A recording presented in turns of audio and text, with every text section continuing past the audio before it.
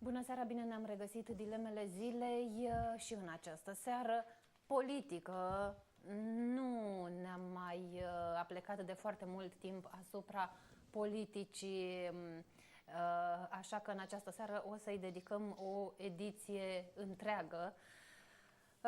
O să vedem cât de mult putem discuta. Începem cu un subiect care a făcut valuri în ultimele ore. De ce? Pentru că au ieșit la iveală anumite declarații pe care unii dintre reprezentanții Marelui Partid Național Liberal le-au făcut nu cu mult timp în urmă.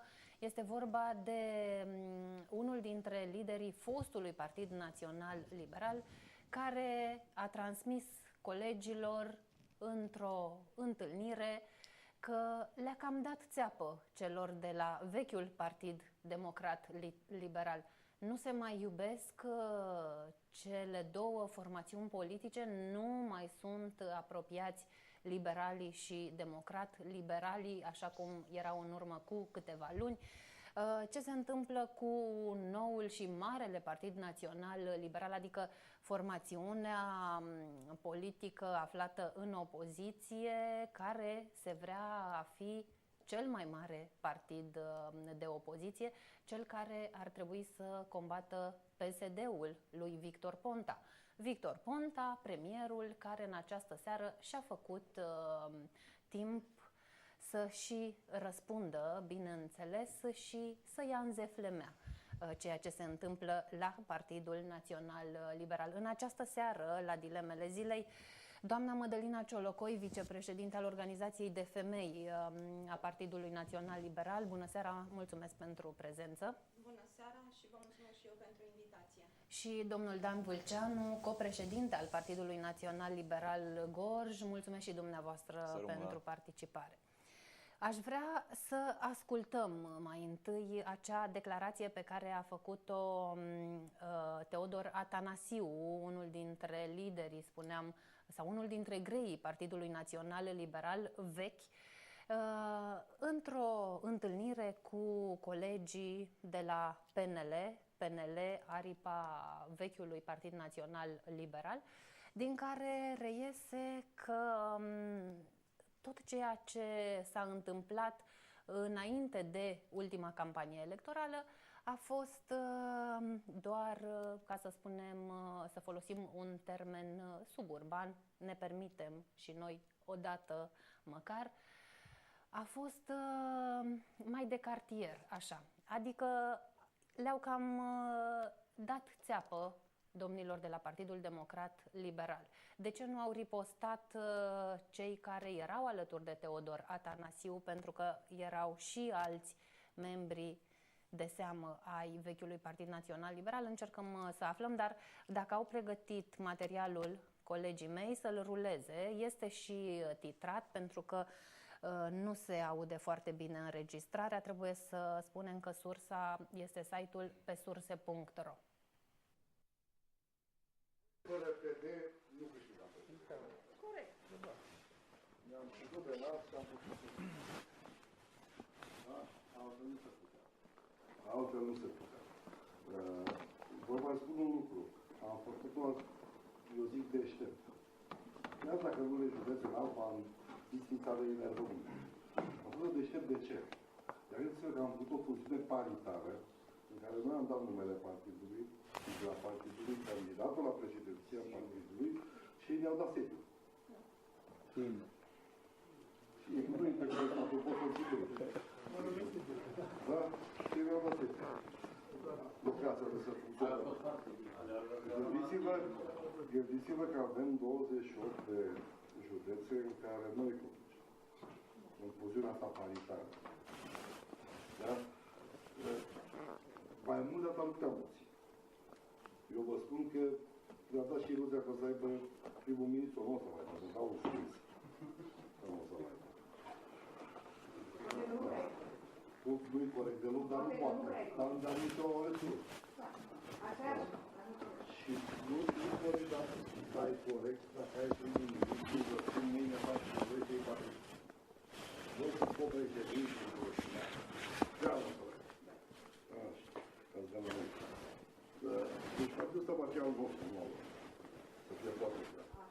și va fi al vostru numele. Da? Am avut nevoie de ei, acum nu mai am nevoie. Le-am spus, dacă pleacă mâine îmi fac un bine, tot cu 45% rămân și nu mai întreabă nimeni ce-i cu Boagiu, ce-i cu Anastase, ce-i cu Boc, ce-i cu dracu și cu lacul. Îmi fac un bine dacă pleacă. Nu o să plece, nu spun. Da? O să conviețuim cu ei, liderii lor tradiționali să dispare pe rând pe rând. Ne-am ținut de nas și am fuzionat. Le-am promis premierul, dar nu-l vor avea. Fără PDL nu câștigam președinția. Sunt doar câteva din mesajele transmise de Teodor Atanasiu. La Bistrița a fost făcută această declarație, doamna Ciolocoi. Acolo au fost și alți reprezentanți din conducerea Partidului Național Liberal, chiar președintele Alina Gorghiu, secretarul Marian Petrache. Atitudinea aceasta este atitudinea Partidului Național Liberal? Nu, în primul rând aș vrea să fac o precizare. Domnul Atanasiu, între timp, după ședința restrânsă care a avut loc astăzi în Comisia de Fuziune a celor două părți ale PNL-ului, domnul Atanasiu a dat o declarație în care a spus că își asumă vorbele, însă nu își asumă contextul și eu cred că domnul Atanasiu, care este chiar în Comisia de Negociere, în Comisia de Realizare a Fuziunii, dumnealui a participat la toate negocierile, a fost de acord ca premierul să vină din partea Partidului Democrat Liberal, s-a discutat și despre numele premierului și cred că chiar dacă a făcut aceste declarații, dumnealui a și spus astăzi și eu nu am nimic împotrivă să-l cred, a și spus că premierul nu-l va da dumnealui, nu-l va numi dumnealui și că dacă s-a promis premierul PDL-ului, așa va fi, nu numește dumnealui premierul. Asta a declarat. A spus că își asumă acele vorbe, dar sunt într-un cadru privat și ceea ce se spune în privat nu poate fi discutat și luat în considerare ca, eu știu, o amenințare sau o decizie a partidului. Dar, doamna Ciolocoi, o discuție chiar și în privat, la care participă liderii unei formațiuni politice, trebuie să se încadreze în anumite limite, chiar și ale moralei. Ori, din moment ce unul dintre cei care reprezintă imaginea partidului spune, fie și într-un cadru privat, că partenerii de alianță pot să plece, că nu mai are nevoie de ei, că le-a promis ceva, dar să se lingă pe bot, cu alte cuvinte, că nu le va da nici măcar premierul.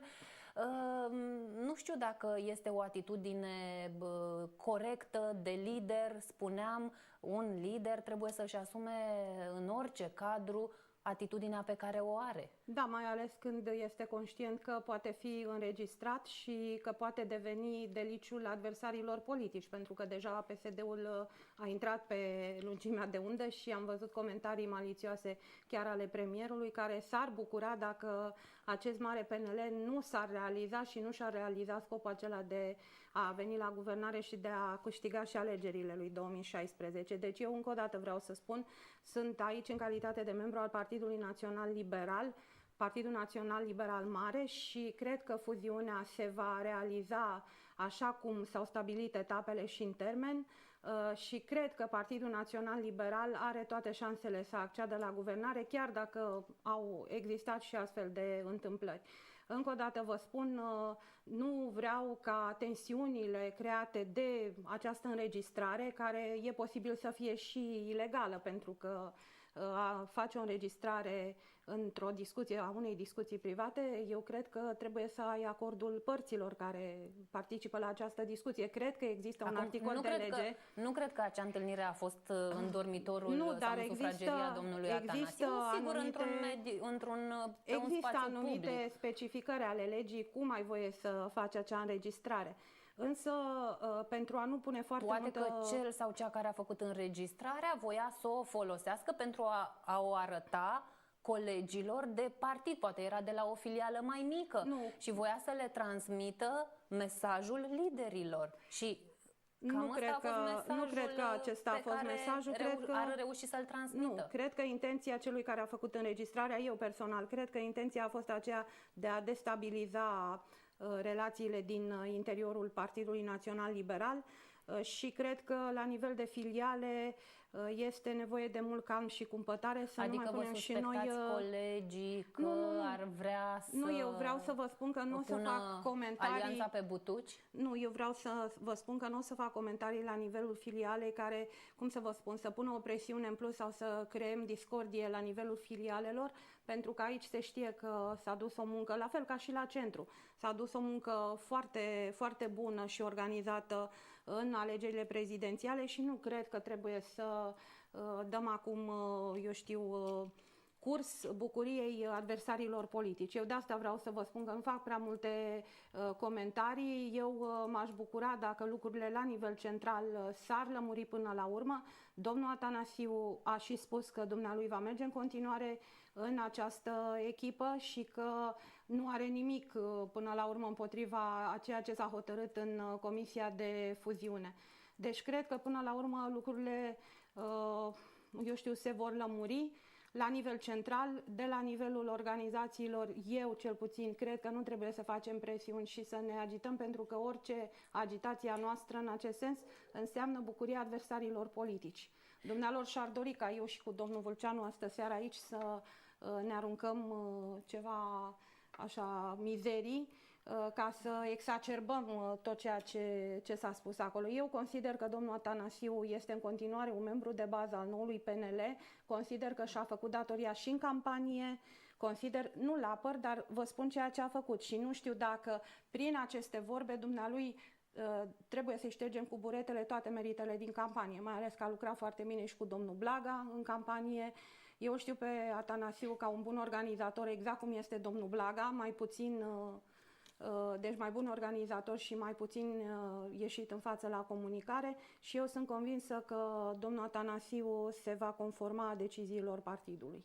Domnule Vâlceanu, într-adevăr, unii dintre colegii domnului Atanasiu, chiar domnul Atanasiu, au ieșit public și au spus că a fost o discuție privată și că de acolo s-au extras anumite pasaje, însă ceea ce am ascultat noi, declarația publicată de știri pe surse.ro sau și de știri pe surse.ro, arată o continuitate în mesajul transmis, adică bucățica aia destul de mare, chiar și scoasă dintr-un context, nu știu dacă afectează mesajul general. Din punctul dumneavoastră de vedere, declarația respectivă, spuneam, făcută și în prezența altor reprezentanți sau altor lideri ai Partidului Național Liberal, este una pe care o putem pune pe seama unei, eu știu, pase proaste a domnului Atanasiu. Nimeni nu i-a atras atenția acolo.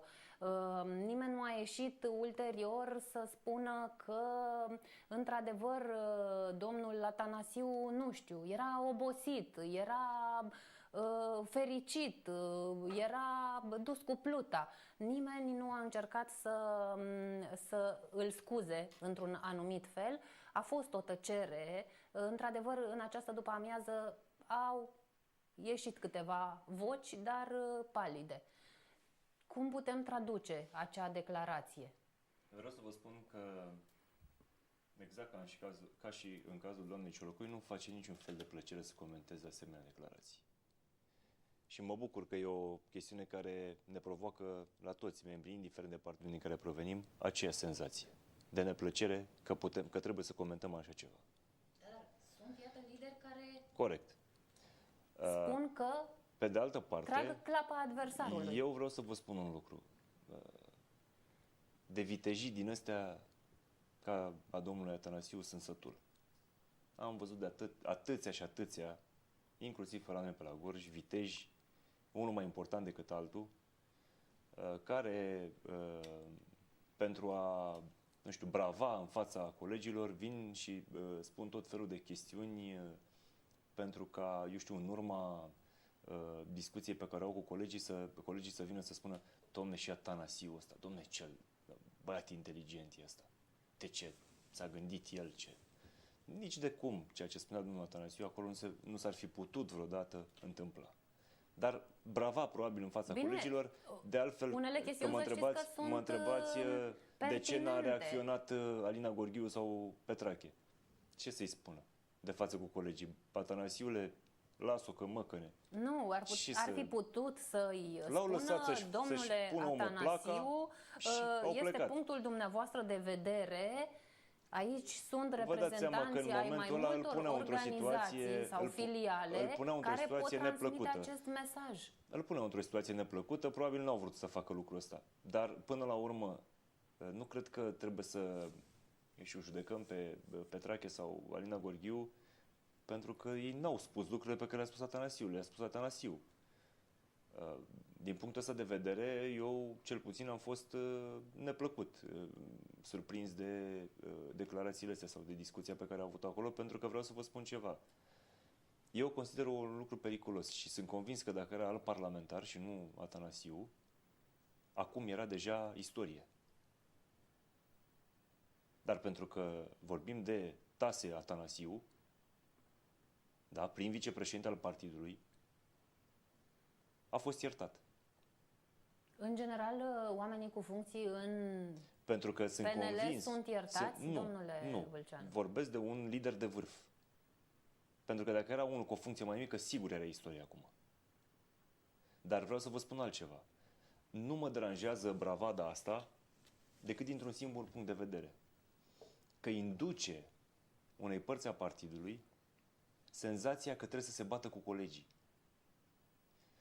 Induce ideea că noi în partid avem un război și trebuie să-l purtăm. Trebuie să-i terminăm pe ăia rând pe rând o să dispară. Vreau să vă spun că e primul pe care îl aud că propovăduiește așa ceva